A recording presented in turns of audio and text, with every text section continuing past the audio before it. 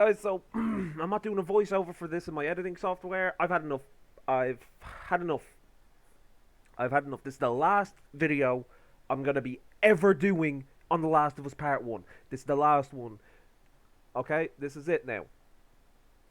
Because I'm still in the process of mourning, but I've seen this and I have a duty to you guys to deliver you the truth. So we're gonna have a look at this. The Last of Us Part 1 changes everything. Oh boy. So let's see how it changes everything. Raspudoski. The Last of Us isn't just a couple games anymore. It's approaching a status where, if executed correctly and with the right care, it could become gaming's most realized universe. Yes, it's gaming's most realized universe 85 fucking times. Because they're gonna be remastering these fucking games long after I'm been put in the fucking ground and turned to dust. Something big is happening that you won't start to fully see until 2023. Oh, here we go. Wait, one more year, guys. It's gonna get better. 2023. You won't fully understand it yet. No. Listen here, Rep, okay? I'm gonna be honest with you. I don't know you, but this needs to be said, okay? Rep, what you're talking about makes no sense already. I'm gonna give you the benefit of the doubt and I'll continue watching in a second. But if we're not gonna fully understand something, even though they've remade the first game twice, well, three times if you include the original, but we'll just say twice, and now they are doing it again with. They're probably going to do it again with Part 2. If the PS6 comes out, oh, Part 2 remaster. Let me just break this down for you. They're doing it for money, bro. Like, don't embarrass yourself. One time is funny, two times it's fucking annoying, no? They're doing this strictly for monetary gain. And if you think anything else, right, you're sorely mistaken. But let's continue. With the release of The Last of Us Part 1, it's starting to make more sense than was initially thought. Okay, look, I'm going to be pausing a lot through this. Did you not play it originally in 2013 when it first came out? Are we pretending like this hasn't... Hold on, because I'm actually having a bad moment. Are we pretending like this didn't come out already? Hey, I've seen this one. This is a classic. What do you mean you've seen this? It's brand new. Okay, is this your first time playing it? Because if this is your... Let's check the description. So, The Last of Us Part 1 has been remade... Remade! So, okay, so... This isn't your first time. But this changes nothing. It's the first game. It's just the first game again. This changes nothing. Why are you misleading people? Part 1 will likely go on to be 2022's most polarizing release. Price tag, purpose served, and the definition of a remake is where the dividing conversation will likely never settle. No, absolutely not. Absolutely not. It is not just about the price tag. It's not just about, like, the remake. It's about the fact that they are treating this like it's a brand new game. As if they didn't just remaster it, like, twice. That is what the problem is. It has nothing to do with the whole price tag or anything. It's the fact that it's gotten lazy and it's just not fun anymore. Look, if you played it in 2013 when it came out, you pretty much played it. And, like, the price tag, while it is a part of it, I'm not saying it's not completely a part of it. It is an element to it. It is not the overall picture. You are missing the point completely, Mr. Ned. It has nothing to do with that. It's about the fact that they are re-releasing this and they are justifying it by simply saying, this is remastered, it's new, buy it. That's what the issue is. People are settling for it. However, the bigger picture is something that has to be considered. When you line all of the pieces up, it makes sense why specific moves are being made. No. Okay, no. Oh, okay. Let me just take that. Okay, I'm not gonna try and get aggressive with you. There's been a lot of stuff happening in the background, and I apologize. But if you want to look at this from the whole, by the picture, right, bigger picture. What is the bigger picture? We have The Last of Us Remastered, Last of Us Part 1, Last of Us Part 2.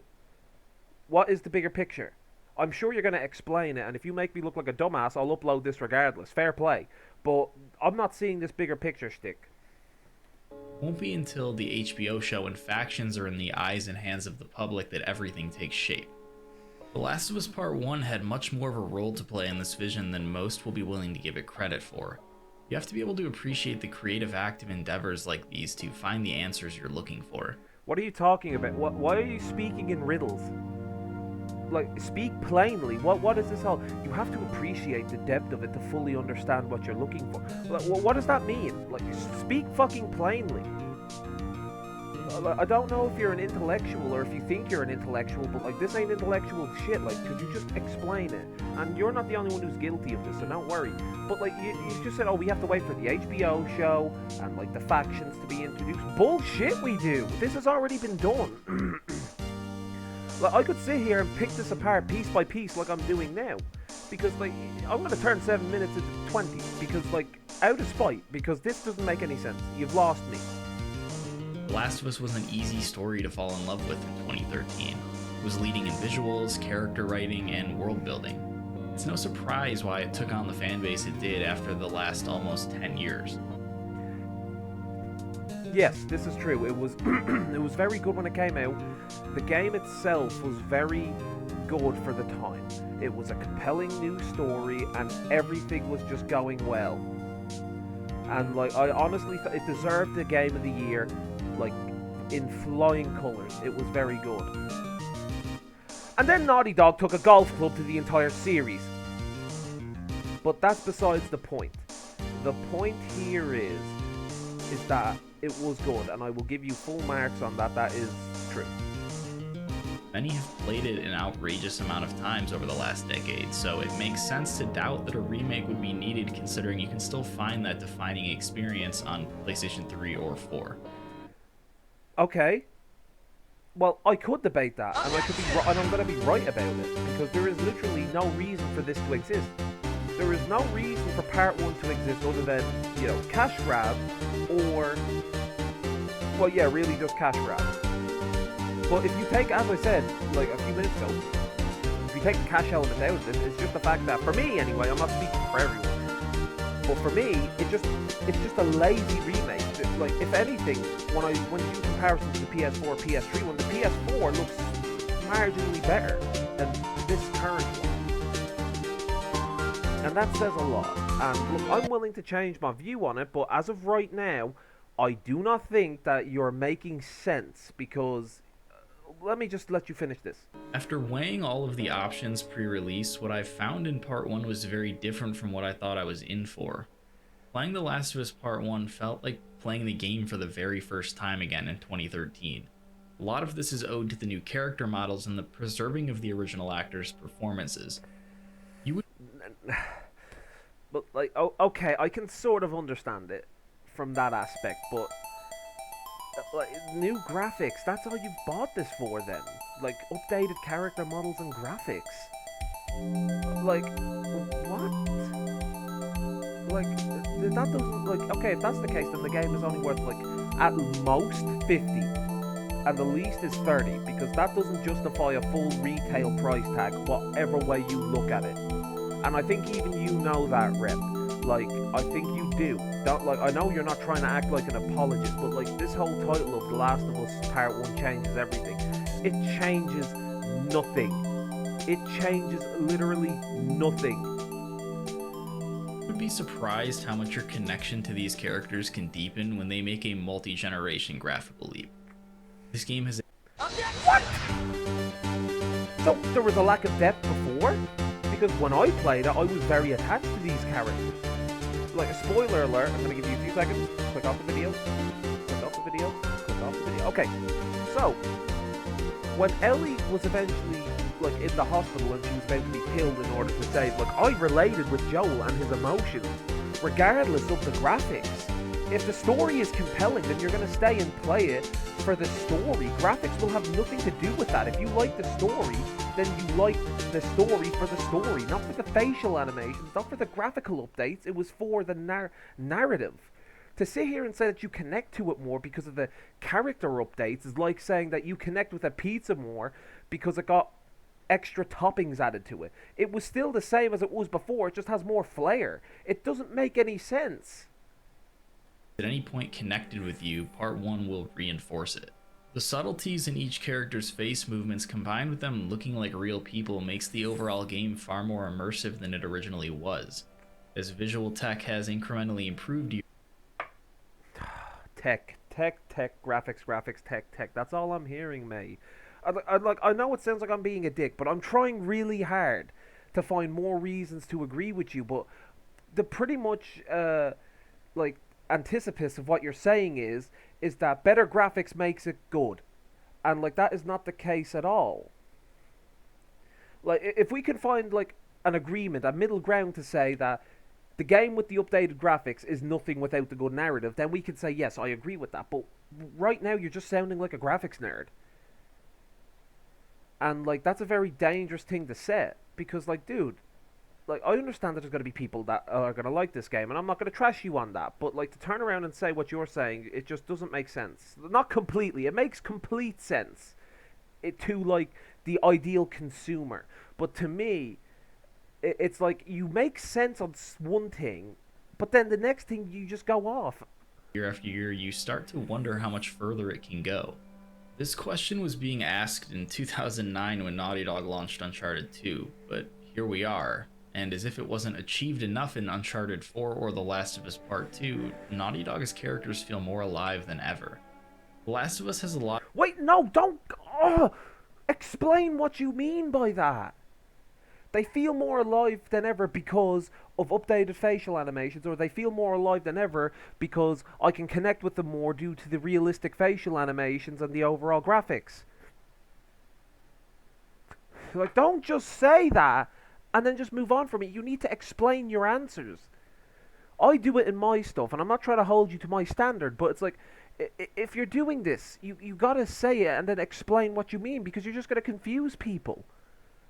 Like, you gotta explain yourself. Because what you've just done is like, oh, I like this game now because unlike Uncharted and like Last of Us Part 2, you feel more closer to this game because... come on, bro. A lot of very intense moments. I thought I was desensitized to Sarah dying. I've seen it a dozen times. Not anymore. I thought I wouldn't have a reaction to Henry's death. I did. Seeing these characters look like this, seeing every tiny detail on their face as their life ends, elevates the game's crushing moments to heights I didn't know it could reach. This works to the same effect with the game's most intimate moments of Joel and Ellie's relationship. Okay. But once again, you're just sounding like a graphics nerd with the whole facial animations thing. Is this like, we're 2 minutes in, is this going to be your whole talking point? Of how, oh, facial animations made the game better. No, it didn't. Like, you got the same feelings in the first iteration of the game, or better yet, the remastered on the PS4. It's like, what you're saying to me is that I'm willing to buy these games regardless of the, like, price tag or the, like, narration of it. As long as it has good graphics, I'll buy it. And it's just... I'm not trying to be disrespectful. I'm really trying not to be. But you just sound like an ideal consumer. And I don't like ideal consumers because they ruin the gaming industry. I'm not trying to gatekeep. I know how it sounds. I'm not trying to gatekeep. If you like games just for the sake of liking games, that is okay too. We are all gamers at the end of the day. However, you and I have a platform. We have a responsibility to be honest about shit with our opinions. Like, with our opinions, we do not align because you believe that the game changes everything due to the updated like graphical stuff and facial animations, whereas I will completely disagree with that because of the simple fact that if this is the case, then games, what's the point of making new games? Just update the old ones. Like, I could sit there and I could say that, and like I respect your opinion, but I wholeheartedly disagree with it because I personally think that you are setting a dangerous standard. If this is what you settle for, then I guarantee you in the future, Rep, you're going to be complaining about games are getting remastered too many times and they're so shit. And like, it's so shit because it's the same game every year. It's like, we all complain when Call of Duty does it, or did it, shall we say. We all complain when they did it, Infinite Warfare. We all fucking complain, but like, Naughty Dog does it and they get a free pass. Why? Why is that fair? There is no consistency in the gaming community. It's all just the same shit every time. When a game based in such intimate moments gets an enhancement like this, it's a much larger change to the experience than what you would imagine. This isn't just a graphical overhaul. It's a full realization. No, stop. No, you're wrong. It is a complete graphical overhaul. That is what it is by definition. It is by definition a graphical overhaul. You like what you've just said is like the full realization. No, that does not make any sense. That did not make an iota of sense to me. Because you just said, I believe you said near the start of this, that like the graphical changes to the game and the facial animations make it better. Surprised how much your connection to these characters can deepen when they make a multi-generation graphical leap. This game has... But now you're saying it's not a graphical overhaul, it's a full realization. Do you kind of see how that doesn't make sense, or it's a contradictory? Because what you're saying here now is... Since The Last of Us will be expanding as an IP, it made sense to bring the original game into Naughty Dog's 2022 standards. We're at the beginning of something big that will start to unfold next year. What standards? Explain. What standards? Standards of graphics, quality, story? What standards? Because The Last of Us Part 2 didn't have any fucking standards of story. It didn't have any standards of that. Graphics, it looked good. I will say that. It looked amazing. But story-wise and narrative-wise, it was terrible. So what standard are you talking about? And if all that was needed to have everything share a visual parity was to give The Last of Us and Left Behind a remake, then it always made sense to make that call. Once Factions is out, it along with The Last of Us Part 1, Left Behind, and Part 2 will all exist in the same visual quality, and that will greatly benefit new players coming into the fold. What? No, it what? Oh my... Oh, okay, I'm sorry, Rep. You are literally a graphical nerd. You are literally a graphics nerd. I'm fucking sorry. Because if you're, like, you've said so much shit about visuals and how it's going to benefit everything. Name me one game that has benefited off of visuals alone. You can't. Because if it has a shit story, shitty programming, or shit mechanics, it will not do well. To sit here and say... the game is doing well and changes everything based upon graphics and facial animations is so ridiculously bizarre to me.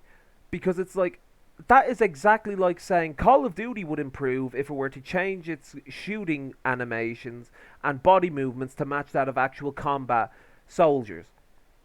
It will change nothing unless you fix like the anti-cheat and add in an overall gun pattern system that makes sense. I don't understand what your analysis is here. I'm trying hard to understand it. But all I am seeing is just you're a graphics nerd. It's pretty compelling that games that all will have come out in the span of 10 years will all look close to identical. That kind of continuity doesn't exist for most franchises. Naughty Dog saw their chance and they took it. No, you did not just compare Red Dead Redemption. Okay, first of all, genius, okay? Boy Scout genius. Do you know why Rockstar didn't remaster Red Dead Redemption 1 into those graphics, right? Do you know why? Because the game was perfect. Red Dead Redemption, the first game, was perfect. Well, almost perfect. It had a flawless story and narrative. It had compelling characters that captured your attention and demanded your focus. And above all else, it set a chilling, like, idea of, like, working for the government to clear your name just to get betrayed and like slaughtered for you, only for your son to take up your life, to get revenge and to set everything right. You cannot compare The Last of Us to Red Dead Redemption because it told a realistic story of the Wild West and what it would have been like to live in those times. To compare The Last of Us Part 2 and 1 for that matter to Red Dead Redemption 1 and 2 is like comparing The Room to Titanic. You cannot compare those two. They are on different levels. And furthermore, Red Dead Redemption would have gotten Game of the Year. It was just that God of War was, well, better. I'll be honest. But no, you're not making sense here, and it feels like you're pulling at straws now to explain why graphics improve the game. Because, like, let me ask you, so if graphics improves the game, how come Red Dead Redemption 2 didn't get Game of the Year? But it got near enough every other single award in the Game Awards. Last of Us Part 2 got Game of the Year, I'll give you that. But there was definitely some shady dealings going on at that Game Awards. Everybody knows it. So I would curb your enthusiasm on that point. The Last of Us as a product will be as accessible as possible and in the best position to succeed as a whole. Part 1, at the very least, is a celebration of The Last of Us. Upon completing the game, you have a multitude of different things to unlock with the points you obtained for getting collectibles and making progress in-game. The model viewer being one of the new additions not long after its inclusion in Part 2. Oh my god, this is a Star Wars diorama moment. I can't believe this. Wait, are you fucking serious? Is this fucking for real? That's it? Are you guys seeing this? What the fuck is that?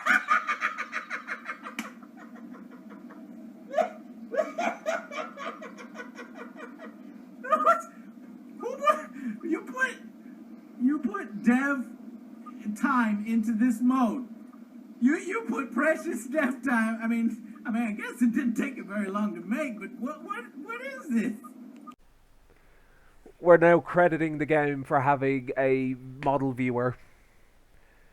Like, what purpose does this have to your video? Taking a look at its contents, you can really see what work was done on the various character models in the game. Yes, of course, because the work is very easy to do when you've already fucking done it twice.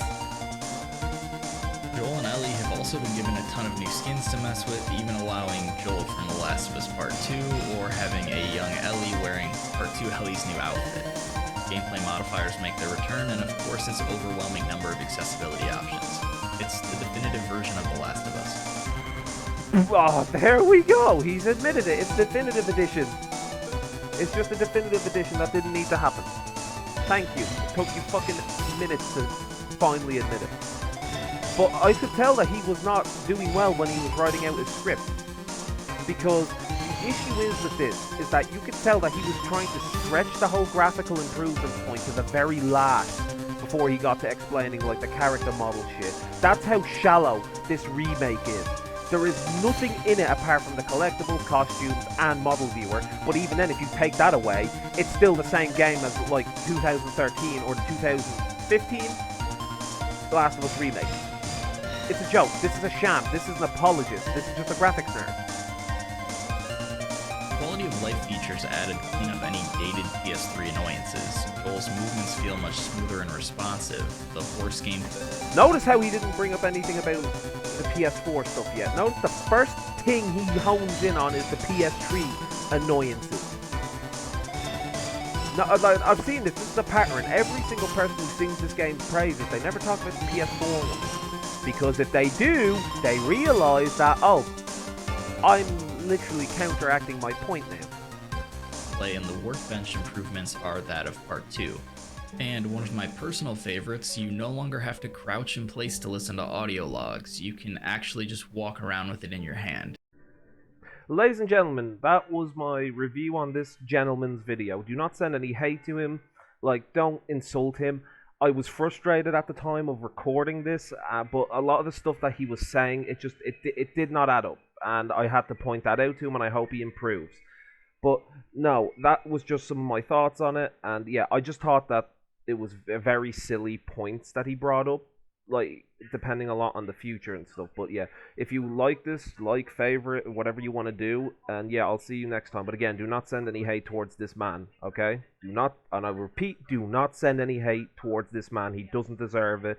He did his best, but he didn't explain it properly, in my view. Thank you and good night.